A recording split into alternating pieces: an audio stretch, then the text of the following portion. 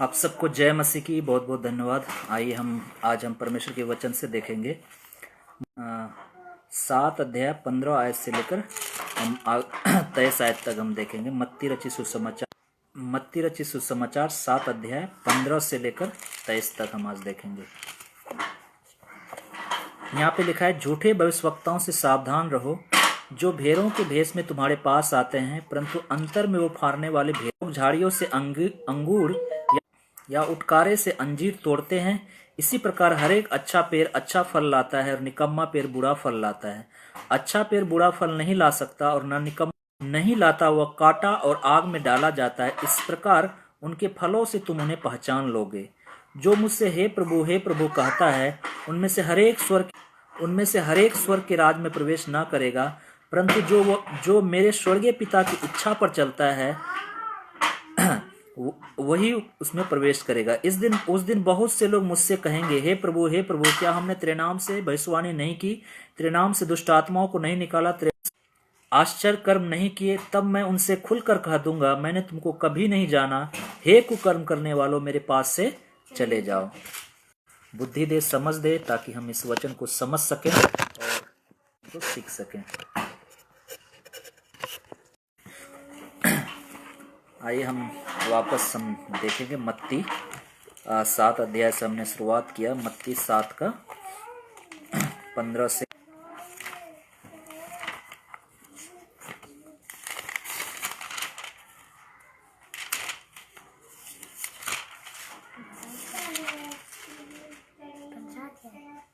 यहाँ पे झूठे भविष्यवक्ताओं से सावधान रहो। ये झूठे भविष्यवक्ता ऐसे झूठे शिक्षक तथा झूठे मसीह हैं जो लोगों को सकड़े द्वार में प्रवेश करने से रोकने की कोशिश करते हैं। इससे पहले जब हम देखेंगे, एक चौड़ा फाटक है और बहुत से लोग चौड़े फाटक से प्रवेश करना चाहते हैं, क्योंकि सकेत वह फाटक और कठिन है वो मार्ग जो जीवन को पहुंचाता है, और थोड़े हैं जो उसे पाते हैं। इससे पहले जो 7 का 13 और 14 में इस बात को पढ़ सकते। झूठे भविष्यवक्ता वो है जो सकरे फाटक से जाने से हमें मना करता है और वो चौड़े फाटक में हमें जाने की। उनकी शिक्षा उत्तम प्रतीत होती है, परंतु ये लोग दूसरे लोगों को विनाश की ओर ले जाते हैं।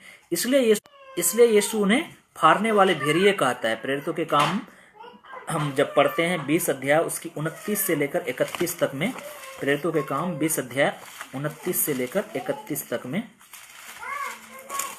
इसलिए अपनी और पूरे झुंड की चौकसी करो जिसमें पवित्र आत्मा ने तुम्हें अध्यक्ष ठहराया है। तुम परमेश्वर की कलीसिया की रखवाली करो जिसे उसने अपने लहू से मोल लिया है। मैं जानता हूं कि मेरे जाने के बाद फाड़ने वाले भेड़िए तुम में आएंगे जो झुंड को न छोड़ेंगे। पौलुस क्या बता रहा है कि मेरे जाने के बाद फाड़ने वाले भेड़िए तुम में आएंगे और जो झुंड को न छोड़ेंगे, और तुम्हारे बीच में ऐसे ऐसे मनुष्य उठेंगे जो चेलों को अपने पीछे खींच लेने को टेढ़ी मेढ़ी बातें कहेंगे। क्या कहेंगे? टेढ़ी मेढ़ी बातें कहेंगे। इसलिए जागते रहो और स्मरण करो कि मैंने 3 वर्ष तक रात दिन आंसू बहा कर हरेक को चितौनी देना न छोड़ा। तो यहाँ हम देख सकते हैं झूठे भविष्यवक्ता हो सकते हैं, वो हमें अपने टेढ़ी मेढ़ी बातें करेंगे और हमें अपनी ओर खींचने की कोशिश करेंगे, गलत शिक्षाओं की ओर खींचने की कोशिश करेंगे।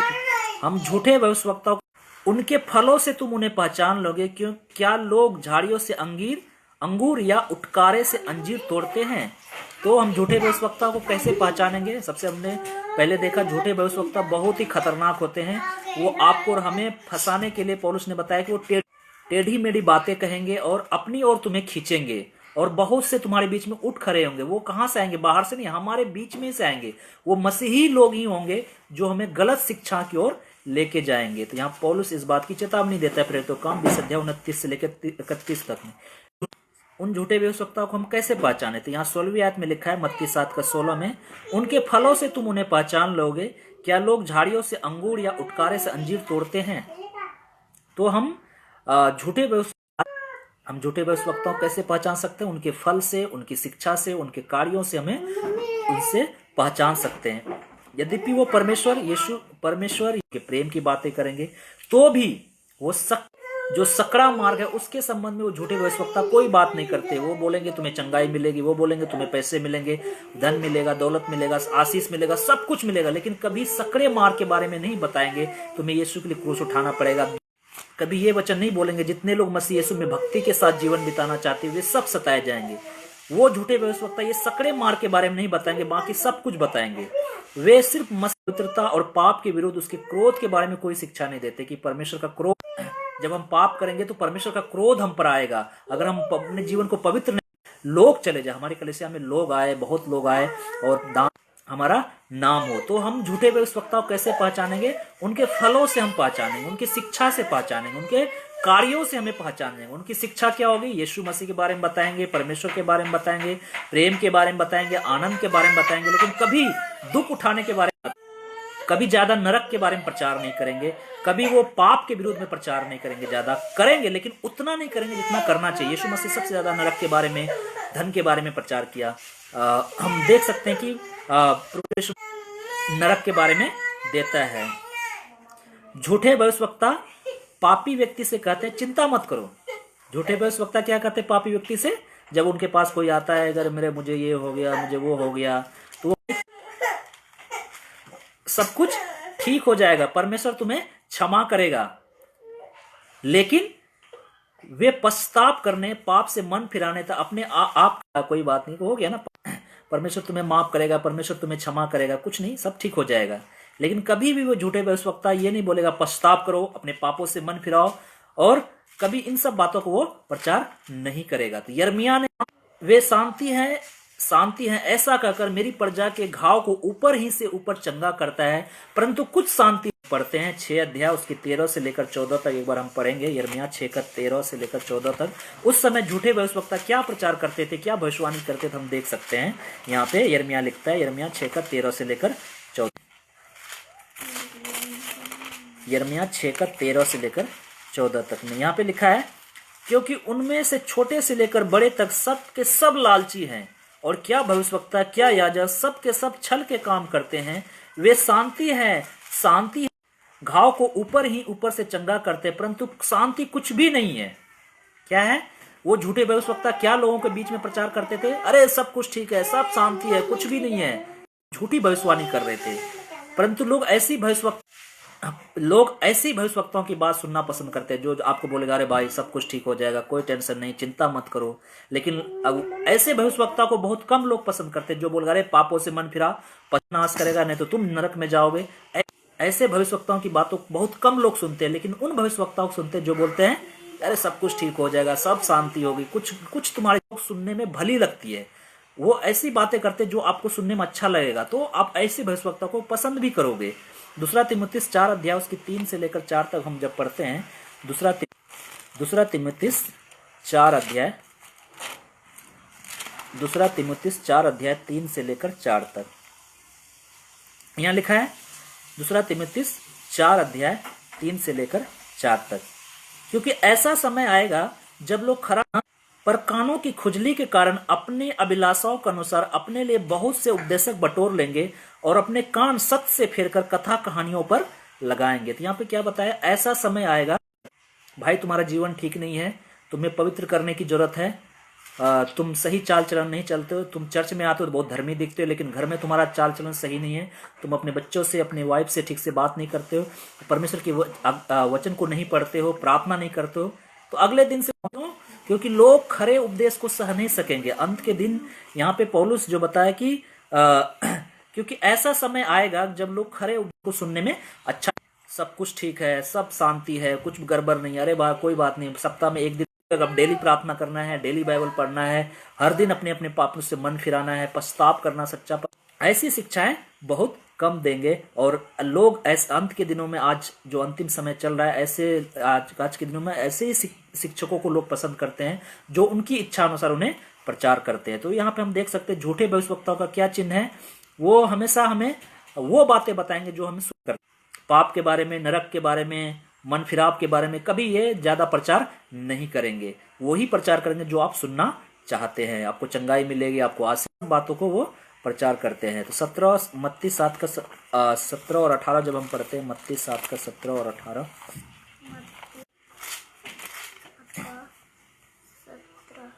इसी प्रकार हरेक अच्छा पेड़ अच्छा फल लाता है और निकम्मा पेड़ बुरा फल लाता है। अच्छा पेड़ बुरा फल नहीं ला सकता और ना निकम्मा पेड़ अच्छा फल ला सकता है। तो यहाँ हम देख सकते हैं कुछ झूठे भविष्यवक्ता को आसानी से पहचाना जा सकता है। वे झाड़ियों और उटकारों के समान होते हैं। कुछ भविष्यवक्ता को आप आसानी से पहचान सक जाओगे, ये झूठे भविष्यवक्ता हैं। उनके कार्यों से, उनके चाल चलन से आप उसे पहचान। लेकिन कुछ भविष्यवक्ता को आपको पहचान हैं, परंतु वे या तो बुरा फल उत्पन्न करते हैं या फिर फल नहीं लाते हैं। वृक्ष के अनुरूप हमारे स्वभाव के अनुसार ही हमारे कार्य होंगे। यदि हम संसारिक हैं तो हमारा फल भी संसारिक होगा। अगर हम आत्मा के हैं तो हमारा आत्मा के अनुसार हम चलते भी हैं और हमारे फल भी आत्मिक होंगे। लूका 6:45 में प्रभु यीशु मसीह ने कहा, भला मनुष्य अपने मन के भले भंडार से भली बातें निकालता है और बुरा मनुष्य अपने मन के बुरे भंडार से बुरी बातें निकालता है। लूका 6:45 में आप पढ़ सकते हैं। क्योंकि जो मन में हमारे अंदर जो भरा होगा वही बाहर भी निकलेगा। इस तरह हम झूठे भविष्यवक्ता को पहचान सकते हैं, क्योंकि अच्छा पेड़ अच्छा फल लाता है, बुरा पेड़ बुरा फल लाता है। तो हमारे मन और हमारे मुंह में जो भरा रहेगा वही बाहर निकलेगा। तो कभी कभी हम प्रतीत होता है कि बुरा वृक्ष अच्छा फल दे रहा है, मूर्ख साबित होते हैं। कभी भी बुरा फल अच्छा फल नहीं दे सकता। एक व्यक्ति कह सकता है कि मैं मसीह हूं, मैं विश्वास करता हूं, कुछ समय के लिए एक मसीह की तरह वह व्यवहार कर सकता है, लेकिन अंत में वो असफल हो जाता है, वो गिर जाता है। कब गिर जाता है? जब समस्या आती है, दुख आती है, तकलीफ आती है, परेशानी। हम पढ़ेंगे दूसरा पतरस 2 अध्याय उसकी 20 से लेकर 22 तक। पतरस ने ऐसे लोगों के लिए कहा, दूसरा पतरस 2 अध्याय 20 से लेकर 22 तक। पतरस 2 अध्याय 20 से लेकर 22 तक। जब वे प्रभु और उद्धारकर्ता यीशु मसीह की पहचान के द्वारा संसार की नाना प्रकार की अशुद्धता से बचने फिर उनमें फंसकर हार गए, तो उनकी पिछली दशा पहले से भी बुरी हो गई है। क्योंकि धर्म के मार्ग को ना जानना ही उनके लिए भला होता कि उसे जानकर पवित्र आज्ञा से जो फिर जाते हैं उन्हें सौंपी गई थी।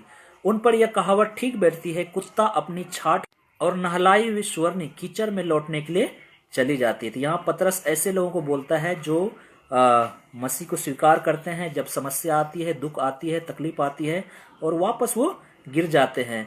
क्यों? क्योंकि वो उन झूठे भविष्यवक्ताओं की इस चिकनी चुप यहाँ पे पतरस ऐसे लोगों ने कहता है, वो सुअरनी के समान है, जिसे धोने के बाद भी वो कीचड़ में लौटने के वापस चले जाते हैं। हम सुअर को बाहर भाव, जो अंदर का स्वभाव, हम उसे बदल नहीं सकते हैं।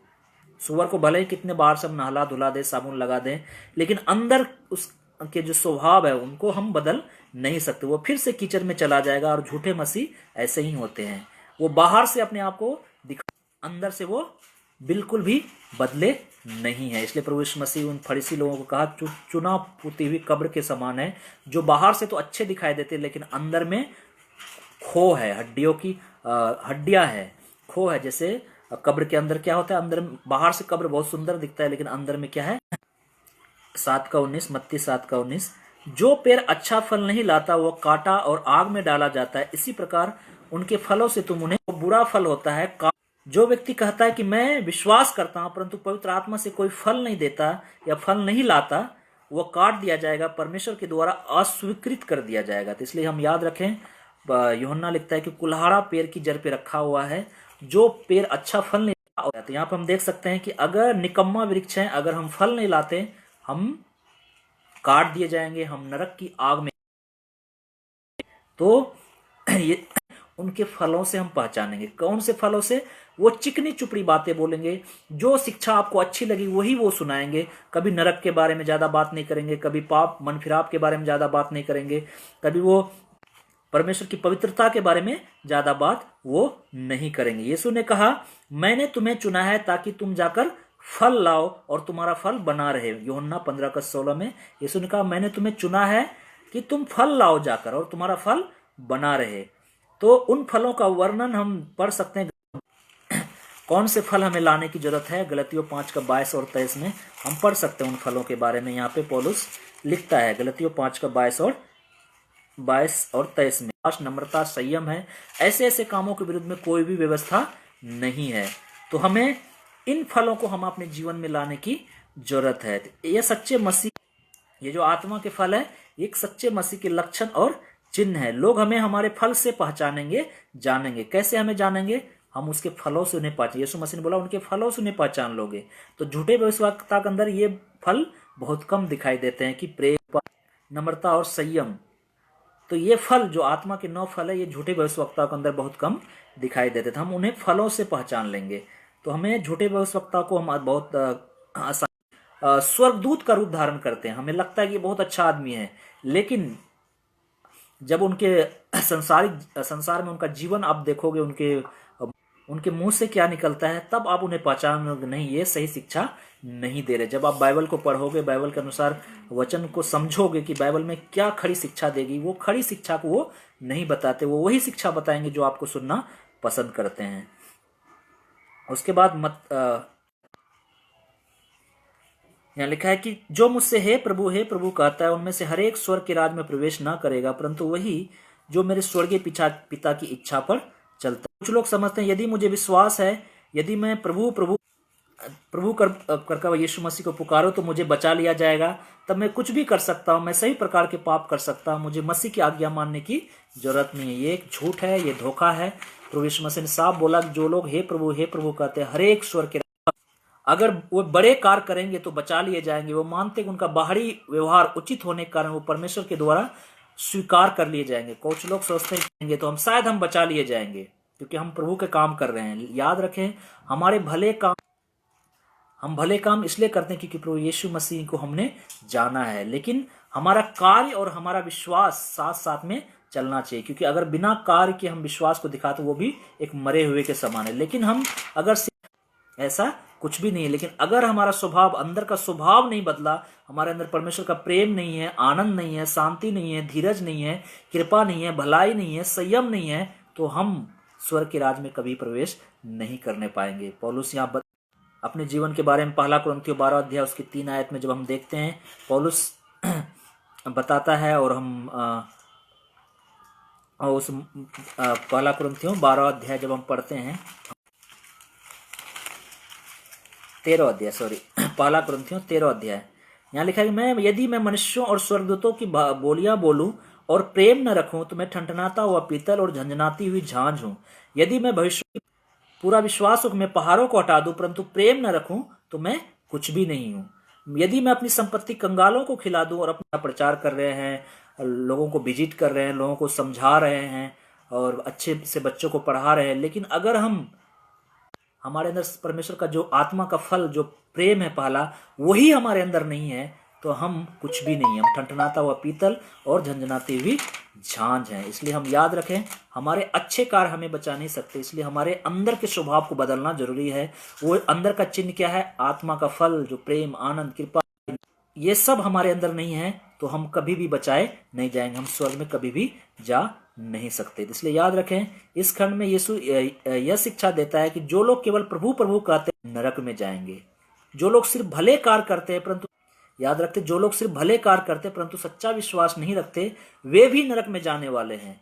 उद्धार प्राप्त करने वाले विश्वास तथा भले कार्य दोनों आवश्यक है। याकूब 2 अध्याय 24 आयत में हम जानते हैं कि बिना विश्वास के उद्धार प्राप्त करने के लिए विश्वास और भले कार्य दोनों आवश्यक है। तो सच्चे व भले कार्य करने का अर्थ क्या है? मसीह की आज्ञाओं को मानना, और भला काम दूसरे से भी अलग नहीं कर सकते। विश्वास कार्य के बिना क्या है? मृत है। याकूब 2 अध्याय उसकी 14 से 17 तक आप पढ़ सकते हैं। तो बिना विश्वास के किया गया कार्य क्या है? व्यर्थ है। विश्वास के बिना परमेश्वर को प्रसन्न करना अनहोना है, असंभव है। इब्रानियों 11:6 में आप पढ़ सकते हैं। साधारण मनुष्य विश्वास के बिना परमेश्वर की इच्छा के, कोई व्यक्ति मसीह में विश्वास किए बिना तब फिर से नया जन्म पाए बिना मसीह की शिक्षाओं का पालन नहीं कर सकता। विश्वास से मसीह के पवित्र आत्मा को ग्रहण करने पर ही इन शिक्षाओं का पालन हम कर सकते हैं। इस पद में यीशु उन लोगों के बारे में कह रहा है जो उसे प्रभु प्रभु कहते हैं परंतु उसका कहना नहीं मानते। जैसे हम देख सकते हैं, वहां पे फरीसी लोग थे। प्रभु यीशु मसीह ने बोला, तुम लोग तो प्रभु प्रभु कहते हैं, बहुत सारे आश्चर्य कर्म करते हैं। याद रखें, बहुत बड़े बड़े भविष्यवक्ता बड़े बड़े चमत्कार कर सकते हैं, अच्छी अच्छी भविष्यवाणी कर सकते हैं, वो अच्छे प्रचार कर सकते हैं, लेकिन फिर भी परमेश्वर बोलता है कि वो स्वर्ग के राज में कभी प्रवेश नहीं। क्यों प्रभु यीशु मसीह ऐसा बोल रहा है? बड़े बड़े भविष्यवक्ता, बड़े बड़े शिक्षक, बड़े बड़े पादरी नरक में जाएंगे। क्यों बोल रहे हैं? क्यों? क्योंकि वो उनकी आज्ञाओं के अनुसार कार्य नहीं करते, उनकी आज्ञाओं को नहीं मानते। जो उनका प्रेम है, जो उनका आनंद है, जो कृपा, भलाई, नम्रता, संयम। तो इसलिए याद रखें, सच्चा विश्वास क्या है? हमारे कार्यों में परमेश्वर का प्रेम दिखाई देना चाहिए, परमेश्वर का शांति, परमेश्वर का आनंद, भलाई दिखाई देनी चाहिए। इसलिए कि जानने का दावा करते हैं, लेकिन वो भूल जाते हैं कि दुष्ट आत्माएं भी उसे जानती और पहचानती है। मरकुस 21 और 24 में पढ़ सकते हैं, याकूब 2 का 19 में। ऐसा लोग विश्वास झूठा होता है, उनका विश्वास उन्हें नहीं बचाएगा। तो इसलिए याद रखें, ऐसे लोग यीशु, यहाँ तक कि कुछ लोग तीव्र हो जोशीले प्रार्थना करते हैं और केवल प्रभु कहकर एक बार नहीं वरन 2 बार प्रभु प्रभु करके पुकारते, शारीरिक जीवन जीते हैं, तो बिना पवित्र आत्मा की अगुवाई में प्रार्थना करते, तो सिर्फ पवित्र आत्मा नहीं है वो, चाहे वो कितनों अच्छे प्रार्थना करते हो, कितनों रो रो के प्रार्थना करते हो, कोई फर्क नहीं पड़ता अगर उसका अंदर से जीवन नहीं बदला है। तो सिर्फ ऐसे लोग जिनमें पवित्र आत्मा निवास करता है, जो मसीह के प्रति आज्ञाकारी जीवन बिताते हैं, स्वर्ग में प्रवेश करेंगे। यदि किसी में मसीह का नहीं तो उसका वो जन्म नहीं है। रोमियो 8 का 9 में हम पढ़ सकते हैं, कोई व्यक्ति पवित्र आत्मा के बिना नहीं कह सकता यीशु प्रभु है। पहला कुरिन्थियों 12 का 3 में इस बात को पढ़ सकते हैं। उस दिन बहुत से लोग मुझसे कहेंगे, हे प्रभु, क्या हमने तेरे नाम से भविष्यवाणी नहीं की, तेरे नाम से दुष्ट आत्माओं को नहीं निकाला, तेरे नाम से बहुत से आश्चर्य कर्म नहीं किए? तब उनसे खुलकर कहा, भी नहीं जाना, हे कुकर्म करने वालों, मेरे पास से चले जाओ। यहाँ पे इस भाग में यीशु ऐसे लोगों के विषय में बताता है जो बड़े कार्य करते, कॉन्सर्ट होते हैं, वहां पे बड़े बड़े कार्य होते हैं, बड़े अंधे को आंखें मिलती है, लंगड़े चलते हैं, गूंगे बोलते हैं। तो यहाँ पे ऐसे लोगों के विषय में प्रभु यीशु मसीह बताता है जो बड़े, परंतु उनमें न सच्चा विश्वास पाया जाता है, न पवित्र आत्मा के फल पाए जाते हैं।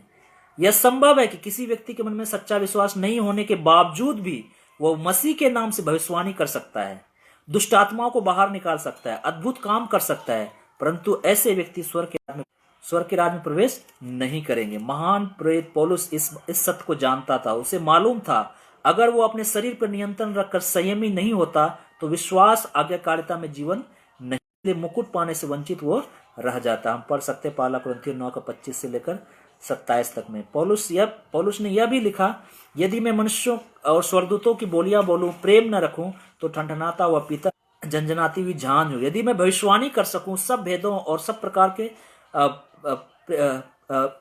प्रकार के भेदों को बता सकूं, परंतु प्रेम न रखूं तो मैं कुछ भी नहीं हूं।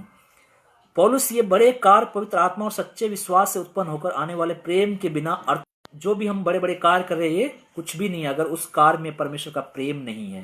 तो इसलिए याद रखें, लोग पवित्र आत्मा के बिना बड़े बड़े काम और भविष्यवाणियां कैसे कर सकते हैं, एवं दुष्ट आत्माओं को बाहर कैसे वो बड़े बड़े कार्य कर सकते हैं, कैसे वो दुष्ट आत्माओं को निकाल लेते हैं, कैसे वो भविष्यवाणी कर सकते हैं, कहां से मिलता है उनको सामर्थ्य? इसका उत्तर है शैतान से। उसने बोला, तो यहां से गिरकर मुझे दंडवत कर, तो मैं तुम्हें ये सब कुछ जो तुम्हें दिख रहा है मैं तुम्हें दे दूंगा। तो शैतान के पास सारा अधिकार है, वह केवल बलवंत ही नहीं, धोखेबाज और धूर्त भी है। दूसरा कुरिन्थियों 11 का 14 में आप पढ़ सकते हैं, वो केवल बलवंत नहीं, धोखेबाज और धूर्त भी है। अनेक झूठे भविष्यवक्ताओं ने मसीहियों को धोखा देने के लिए शैतान के द्वारा उसकी मदद से चिन्ह बताए, अद्भुत काम किए। मरकुस 13 का 22 में हम इस बात को पढ़ सकते हैं। मरकुस 13 का 22 में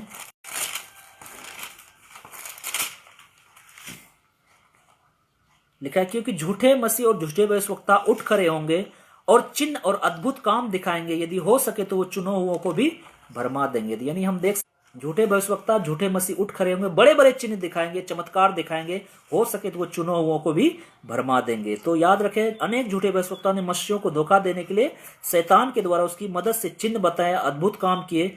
इसके अतिरिक्त इन झूठे भविष्यवक्ताओं ने अपने आप को भी धोखा दिया। वे कहते हैं उन कार्यों को देखो जो मैंने किए, लेकिन मसीह उनसे कहता है मैंने तुमको। प्रभु यीशु मसीह क्या बोलता है ऐसे झूठे भविष्यवक्ता जो बड़े बड़े आश्चर्य कर्म करते हैं, लेकिन परमेश्वर का प्रेम उसके अंदर नहीं है, तो परमेश्वर बोलता है मैं तुम्हें कभी नहीं जाना, हे कुकर्म करने वालों, मेरे सामने से दूर चले जाओ। स्थापित कर सकते हैं, उत्तर यह है कि पवित्र आत्मा के काम हमेशा मसीह को महिमा देता है, लेकिन जबकि शैतान का काम हमेशा शैतान और उसके कार्यकर्ताओं को महिमा देता है। याद रख, जब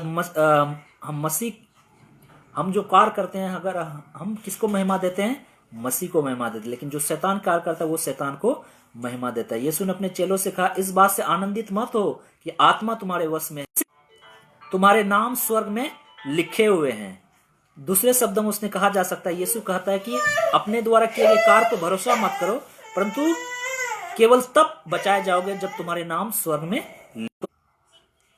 मत्ती 7 का हमने देखा आज 15 से लेकर 23 तक में हमने देखा कि झूठे भविष्यवक्ता से हमें सावधान रहने की जरूरत है। भविष्यवक्ता कहीं और से नहीं आते, हमारे बीच में से आते हैं और चिकनी चुपड़ी बातें कहकर हमें अपने पीछे खींच लेते हैं। और हमने देखा कि झूठे भविष्यवक्ता को हम कैसे पहचानेंगे, उनके फलों से हम पहचान लेंगे, उसके कार्यों से, उनके चिन्हों से हम पहचान लेंगे। और वो बाइबल की खड़ी शिक्षाओं को ज्यादा नहीं बताएंगे, पाप के बारे में, नरक के बारे में और मन फिराव के बारे में, इन सब बातों को बहुत कम प्रचार करेंगे। वो सबसे ज्यादा आशीष के बारे, जो आपको सुनने में अच्छा लगे उन्हीं बातों को वो प्रचार करेंगे, जो आपको सब कुछ शांति, जैसा यिर्मयाह बताता है कि वो बोलते हैं कि शांति शांति है झूठे भविष्यवक्ता, लेकिन कुछ भी शांति नहीं है। ऐसे भविष्यवक्ता वो प्रभु यीशु मसीह ने साफ बोला, ऐसे भविष्यवक्ता जो हे प्रभु कहता हर एक स्वर्ग के राज में प्रवेश नहीं करेगा, लेकिन वही करेगा जो उसके पिता को नहीं निकाला, तुम्हारे नाम से आश्चर्य कर्म नहीं किए, भविष्यवाणी नहीं की, लेकिन ऐसे लोगों को बोलेगा, हे कुकर्म करने वालों, मैं तुम्हें नहीं जानता। याद रखें, अंत के दिनों में बहुत बड़े बड़े भविष्यवक्ता, बहुत बड़े बड़े प्रीचर उस नरक की आग में डाला जाएंगे। क्यों? क्योंकि उनके कार्यों में परमेश्वर का प्रेम नहीं था, वो आत्मा के न फल उसके जीवन में नहीं थे। बाहर के सारे कार्य, परमेश्वर का फल, परमेश्वर का आत्मा का 9 फल उसके अंदर कभी दिखाई नहीं दिए। इसलिए याद रखें, हमें विश्वास के भले कार्य भी करने हैं, लेकिन हमारे अंदर के से भी पवित्र बनने की जरूरत है। हमें अपने पापों से मन फिराने की जरूरत है और हमें हर दिन पवित्रता का जीवन जीने की जरूरत है। इसलिए याद रखें, जैसा पेड़ होता है वैसा ही फल भी होता है। अगर हम संसारिक है तो हमारे जीवन से संसारिक फल दिखाई देंगे, तो हमारे जीवन से आत्मिक फल दिखाई देंगे। धन्यवाद प्रभु जी इस वचन के लिए जो आपने हमें दिया। प्रभु जी एक बार फिर प्रभु जी हम अपने आप को जांच सके प्रभु जी, कहीं हम भी झूठे मसीह तो नहीं है। प्रभु आप हमारी मदद करें, हम आपके स्वभाव को अपने अंदर हम दिखाने वाले बन सके प्रभु जी, और हमारे आप में बदलने वाला बन सके प्रभु जी। जैसा आप पवित्र थे हम भी पवित्र बने प्रभु जी। प्रभु आप हमारी मदद करें प्रभु जी, कि हम सिर्फ झूठे मसीह के समान ना जिए प्रभु जी, आपको महिमा दे सके प्रभु जी। आप बढ़े प्रभु जी, हम घटे प्रभु जी। हम इससे आनंदित नहीं हो कि हमने ये किए, हम वो किए, बल्कि हम इससे आनंदित हो क्योंकि हमारे नाम स्वर्ग में लिखे हुए हैं। सारा आदर, सारा मेहमत, सारा इज्जत आपको देते हुए, जो भाई बहन जरूरत अपने पापों से मन फिरा सके, पछताव कर सके और आपके पवित्र नाम विश्वास करके एक नया जीवन पा सके। सारा आदर, सारा मेहमत, सारा इज्जत आपको देते हुए सब कुछ आपके प्रिय बेटे यीशु मसीह के नाम से मांगते हैं, आमीन।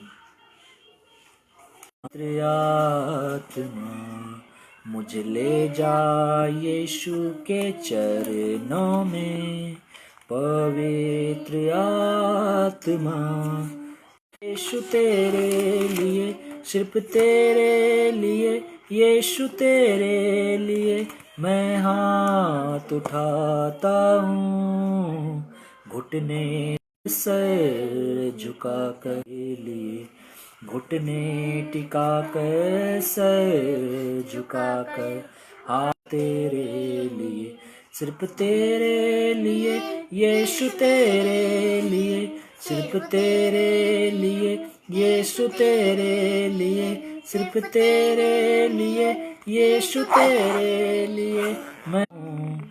यीशु ही मार्ग है, यीशु ही सत्य है, यीशु ही जीवन है मेरा, यीशु मेरा प्रभु, यीशु ही मात है, यीशु ही जीवन है मेरा, यीशु मेरा प्रभु। तेरे लिए, यीशु तेरे लिए, सिर्फ तेरे लिए ये झुकाता हूँ। पवित्र आत्मा, पवित्र आत्मा मुझे ले जा यीशु के चरणों में, पवित्र आत्मा। परमेश्वर का प्रेम, प्रभु यीशु मसीह का अनुग्रह और पवित्र आत्मा की सहभागिता अब से लेकर हमेशा तक हम सबके साथ बनी रहे, आमीन।